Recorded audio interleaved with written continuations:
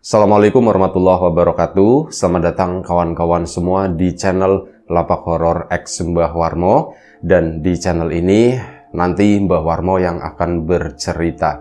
Jadi langsung aja, nggak usah pakai lama-lama.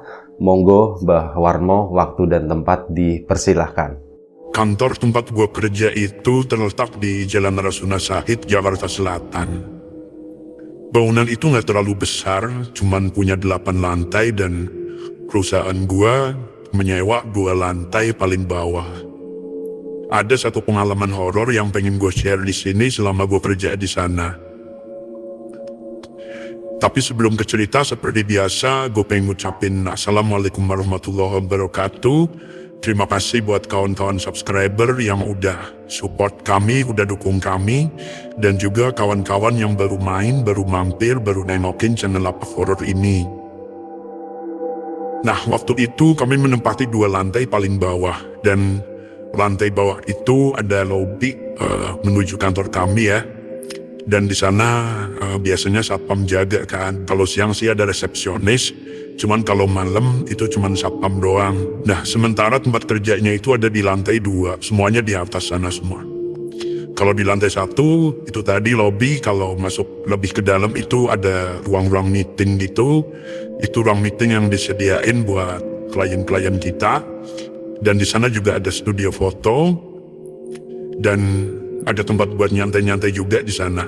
Ada pantry juga, dan itu pantry lebih untuk ini ya, untuk klien ya.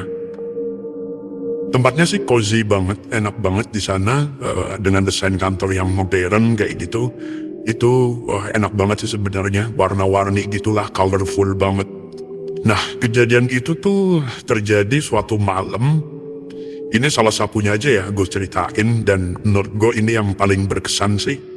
Nah, suatu malam itu, malam Sabtu ya, hari Jumat. Kan Sabtu Minggu kita libur gitu kan. Nah, Jumat itu biasa gue pulangnya emang agak malam ya. Biasanya sampai jam 11, jam 12 kayak gitu. Nah, pas itu, malam itu gue lagi ini, ceritanya lagi download film gitulah. Karena kerjaan sebenarnya udah kelar. Cuman ya sambil nunggu jalanan agak gak macet gitu kan. Dan lagian kan gue pulang ke kosan itu nggak ngapa-ngapain juga. Jadi itu tadi gue mending download film buat ini, buat besoknya hari libur gitu kan. Sabtu Minggu gue bisa tonton di kosan. Nah, malam itu gue di atas itu nggak sendiri. Ada satu cewek Korea itu belum pulang juga, di sana ada 1 orang. Jadi cuman berdua ya. Di atas cuman berdua, dan di bawah itu ada satpam namanya Mas Samsul. Entah jam berapa gue lupa, mungkin sekitar jam 10-an. Itu gue turun ke bawah dan gue pamit sama Mas Samsul ya, bukan pulang. Gue bilang, Mas gue mau beli nasi goreng, lu mau nitip nggak gitu kan. Udah dia mau gitu kan, akhirnya gue keluar beli nasi goreng gitu. Terus udah pas udah pulang gue kasih nasi gorengnya, terus gue naik lagi ke atas gitu karena downloadan belum kelar. Dan rencananya malam itu gue bakal balik sekitar jam 12-an lah. Nah, udah gue naik ke atas, gue balik ke meja gue, dan di seberang meja gue tapi di sudut yang beda ya, itu tuh ada satu cewek Korea. Dia juga kayaknya masih sibuk, masih ada kerjaan ya. Udah gak lama gue makan nasi goreng gue, terus tiba-tiba ada telepon dari bawah ya, dari Mas Samsul. Dia nelfon gitu kan, Mas sorry ganggu gitu. Gue mau nanya, itu di atas masih bertiga ya, yang satunya siapa ya? Nah, gue kaget kan, gue cari-cari di mana Mas gitu. Itu di kursi yang pojokan sana gitu kan. Wah, Mas, gue lihat kalau dari sini nggak ada orang ya katanya. Nah, lu lihat dari mana? Ya gue lihat dari kamera katanya, dari CCTV gitu. Wah, gue jadi penasaran kan ngedenger ceritanya si Mas Samsul itu.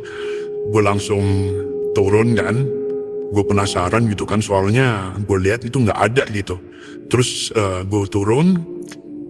Akhirnya gue lihat dong mana di kamera gitu kan. Terus si Mas Samsul nunjukin itu tadi videonya gitu. Terus gue lihat emang di pojokan, jadi pojokan itu di depan gue ya, agak jauh ke sono. Kalau gue kan duduk di meja marketing, kalau ini di meja merchandising. Di sana pokoknya di depan gue lah. Nah itu di pojokan itu ada cewek duduk. Kayaknya si cewek ya, soalnya rambutnya panjang, cuman karena di CCTV gitu dan posisinya emang agak jauh jadi nggak terlalu jelas ya. Posisi CCTV itu di belakang gue persis. Jadi kalau gue sih kelihatan banget, cuman kalau yang ada sosok yang di pojokan itu nggak terlalu jelas. Akhirnya gue penasaran kan, gue balik lagi ke atas gitu kan, gue tengokin gitu. Gue datengin ke sana ya, gue nggak takut karena itu masih ada satu cewek Korea di situ kan. Lumayan lah buat temen gitu. Nah udah gue tengokin, nggak ada siapa-siapa ternyata di sana di kursi yang itu, yang pojok itu nggak ada siapa-siapa. Tapi tadi gue ngeliat di CCTV itu juga, ya gue juga ngeliat itu ada gitu, ada orang di sana. Ya gue pikir waduh ini horor nih gitu kan. Akhirnya gue colek si cewek Korea itu kan, gue kasih tahu gini gitu. Masalah itu tadi ada cewek duduk di sana, di CCTV kelihatan, cuman dari sini nggak kelihatan. Nah akhirnya si cewek Korea itu kan juga penasaran kan, dia ikut turun bareng sama gue ngeliat di CCTV itu, dan bener aja sosok cewek itu tuh masih ada di CCTV. Akhirnya gue bertiga, gue sama Mas Samsul sama si cewek Korea itu naik ke atas gitu kan. Udah kita kemasin barang-barang kita, terus udah kita langsung pulang aja. Dan si Mas Samsulnya kita tinggalin di situ gitu ya, karena dia emang tugas kan, dia harus stay di situ sampai pagi gitu. Dan pas itu tuh kondisinya emang sepi banget, dia malam itu shift sendirian gitu. Cuman ada satpam gedung aja sih di situ sih, cuman kan jaganya nggak di dalam kantor gue situ. Udah, nah singkat cerita gue tuh pulang. Nah pas hari Seninnya gitu, gue ketemu lagi sama si Mas Samsul itu kan. Terus dia nyamperin gue sih, Mas, gue mau cerita gitu yang kejadian malam itu gitu. Emang kenapa Mas? Udah akhirnya dia cerita, katanya pas gue udah pulang gitu kan, gue pulang sekitar jam 11-an kali ya, dan dia kan masih stay di sana. Itu dia kan ngeliatin kamera terus gitu kan. Dia sebenarnya agak takut juga, cuman karena itu tadi tugas, akhirnya mau gak mau ya dia harus standby di sana. Nah pas diliatin terus itu kan, itu masih ada aja cewek di situ. Dan Mas Samsul pas naik ke atas sama gue tuh nengokin, dan di sana emang nggak ada gitu. Itu udah horor banget lah waktu itu. Nah udah akhirnya karena dia takut, dia kan jalan-jalan keluar lobby situ, ngobrol sama satpam gedung gitu. Nah nggak lama setelah itu gitu, sekitar jam 12-an dia balik lagi ke kantor. Dia nengokin CCTV lagi, itu nggak ada, udah hilang gitu. Nah cuman dia kagetnya itu pas dia ngelihat CCTV di lobby, si cewek itu yang tadi di atas itu dia udah pindah ternyata. Nah sekarang cewek yang tadi di atas itu, dia posisinya lagi berdiri di belakang si Mas Samsul gitu. Nah Mas Samsul kan takut banget kan, orang dia ngeliat di CCTV, tapi pas dia kaget gitu kan, dia nengok ke belakang, itu nggak ada di situ gitu. Tapi pas dia balik ke CCTV itu ada lagi gitu, dan itu tuh sempat semuanya tuh ke record ya. Dan akhirnya anak-anak juga siangnya gitu, itu pada nonton semua, dan itu ada. Tapi itu tadi videonya masih di keep ya, itu nggak boleh disebarin lah. Sampai akhirnya itu tembus ke manajemen kan, dan ya mau gimana lagi, saksinya banyak, dan gue juga salah satu saksinya. Akhirnya itulah diundanglah orang pintar kayak gitulah, dibersihin intinya kantornya. Nah pas itu malam itu si Mas Samsul ngelihat ada sosok cewek berdiri di belakang dia itu kan dia bingungan, dia sempat nengok ke kamera, ke monitor. Dia nengok ke belakang nggak ada, ke monitor nggak ada itu, ke belakang nggak ada. Dia sempat bingung kan, udah keringat dingin kayak gitu. Akhirnya tuh dia bangun, dia kabur dari ruang lobby gitu situ. Terus dia balik lagi ke depan kan, ngobrol sama satpam. Nah udah mungkin sekitar jam 1-an ya, dia balik lagi ke kantor, ke situ, ke tempat dia kerja.